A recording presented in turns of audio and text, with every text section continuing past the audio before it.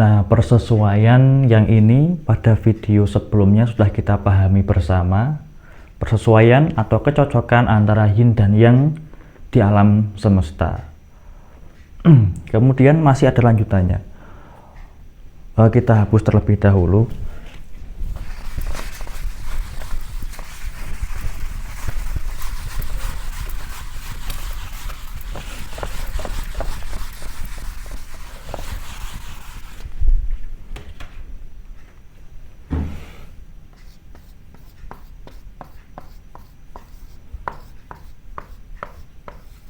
Nah, ada persesuaian atau kecocokan yang lain, yaitu ketika persesuaian yang ada juga yang namanya adalah langit, sedangkan yin adalah bumi. Nah, ini ada alasan tersendiri kenapa kok langit itu sesuai dengan yang, kemudian bumi sesuai dengan yin. Akan ada penjelasan tersendiri nanti pada video-video selanjutnya, tapi kita coba pahami sedikit bahwa kalau langit, kenapa dia kok yang? Karena yang itu sifatnya adalah renggang. Yang itu sifatnya adalah renggang. Kalau bumi itu sifatnya, atau yin itu sifatnya adalah padat. Karena yang itu sifatnya renggang, renggang itu tidak padat ya.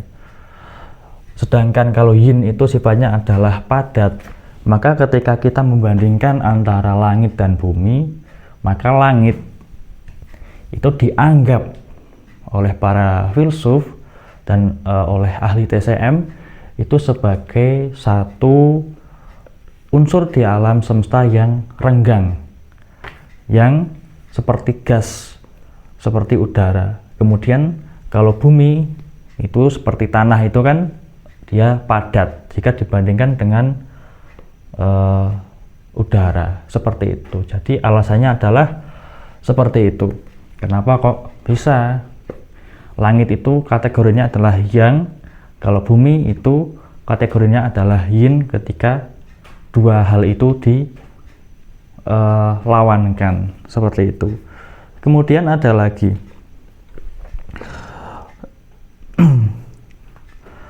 kalau yang itu dia adalah, nah ini akan saya hapus biar tidak membingungkan. Nah, kalau yang itu adalah arahnya adalah atas atau ke atas. Kalau bumi itu adalah ke bawah atau di bawah. Seperti itu. Kenapa? Karena langit itu adalah di atas kita, di atas manusia. Di atas kita ada langit. Kemudian kalau di bawah kita ada bumi. Ada bumi di bawah kita, atau tanah. Unsur tanah, unsur bumi. Nah, manusia itu ada di antara dua unsur alam, yaitu unsur langit di atas kita dan unsur bumi atau tanah yang kita injak di bawah kita. Seperti itu. Manusia ada di antara dua unsur. Kemudian kalau kita mau menyambungkan ke dalam falsafah Jawa bahwa manusia itu ada di antara dua energi semesta yang dinamakan Ibu Bumi dan atau Ibu Pertiwi dan Bopo Angkoso. Jadi Ibu Bumi atau Ibu Pertiwi yang kita injak, yang kita makan dari situ, yang menopang kehidupan kita, dan Bopo Angkoso, yaitu Bapak angkasa atau langit yang ada di atas kita, yang maksudnya adalah memberikan udara pada kita, memberikan cahaya kepada kita. Seperti itu. diibaratkan bahwa ibu kita adalah ibu pertiwi atau ibu bumi, dan ayah kita atau bapak kita adalah langit atau angkasa. Seperti itu. Dan kita hidup membutuhkan kedua unsur di alam semesta itu. Setelah ada persesuaian atau kecocokan bahwa kalau atas itu adalah yang, kemudian kalau bawah itu adalah yin, ada persesuaian lagi, yaitu yang namanya adalah bundar dan juga persegi. Bundar dan persegi. Bundar ini bisa juga bahasa mudahnya ya bulat gitu.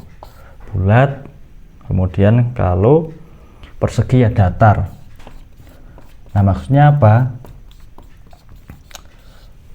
Kalau bulat atau bundar itu maksudnya apa? Karena masyarakat Tiongkok pada zaman kuno itu menganggap bahwa yang namanya langit itu bentuknya adalah bundar atau bulat, tapi bukan bulat sempurna, bukan bundar sempurna, tapi setengah lingkaran atau setengah bulatan seperti ini. Nah, ini adalah langit. Kemudian kenapa kok persegi atau datar? Bumi kok dianggap persegi atau datar? Karena masyarakat Tiongkok dulu itu beranggapan dengan kapasitas pengetahuannya bahwa yang namanya bumi itu adalah datar seperti ini. Nah, jadi ini adalah langitnya seperti ini, setengah lingkaran seperti inilah kita menginjak bumi yang datar.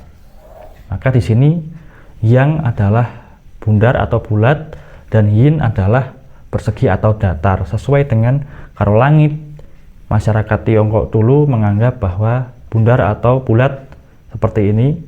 Kalau masyarakat Tiongkok dulu menganggap bahwa bumi yang merupakan unsur yin itu datar atau bentuk persegi seperti itu.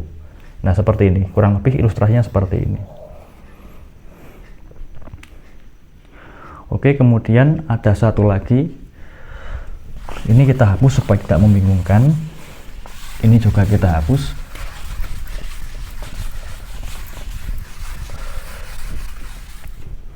Kita ambil satu persesuaian lagi bahwa kalau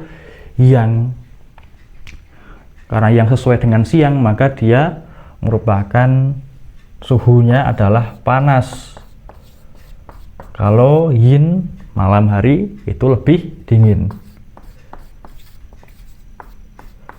Nah, kalau panas adalah yang, kalau dingin adalah yin. Dua hal yang saling bertentangan.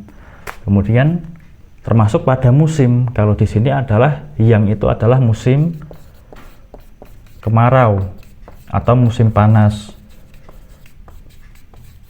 Kalau yin itu adalah musim penghujan. Seperti itu. Nah, ini adalah persesuaian yang dari unsur atau dari musim, dua musim. Ada musim kemarau dan musim penghujan. Dua hal yang juga bertentangan yang terjadi di alam semesta. Sebenarnya masih banyak lagi yang bisa kita ambil percontohan kesesuaian dan kecocokan di alam semesta yang merupakan dua hal yang saling bertentangan, saling berlawanan, tapi dua-duanya memang selalu ada dan bergonta-ganti, dan memang harus ada panas ya ada dingin, ada siang ya ada malam, kemudian ada bulan ya harus ada matahari, seperti itu. Kita pahami, cukup ambil percontohan demikian, karena pada alam semesta kita, ketika kita mau mengambil percontohannya itu sangat banyak sekali, tapi kita cukupkan saja. Mungkin teman-teman bisa menuliskan apalagi persesuaian atau kecocokan antara yin dan yang ada di alam semesta. Dua hal yang bertentangan tapi harus ada untuk menjaga keseimbangan alam. Kita cukupkan terlebih dahulu, dan ini bisa dipahami, baik ini maupun video-video sebelumnya, untuk bisa kita dengan jelas membedakan mana sih yin, mana sih yang, dan contoh-contohnya di alam semesta yang sesuai dengan kedua unsur tersebut. Kemudian bisa kita diskusikan di kolom komentar maupun berdiskusi dengan saya melalui nomor yang sudah saya cantumkan. Sekian, dan kita lanjutkan pada penjelasan di video yang berikutnya.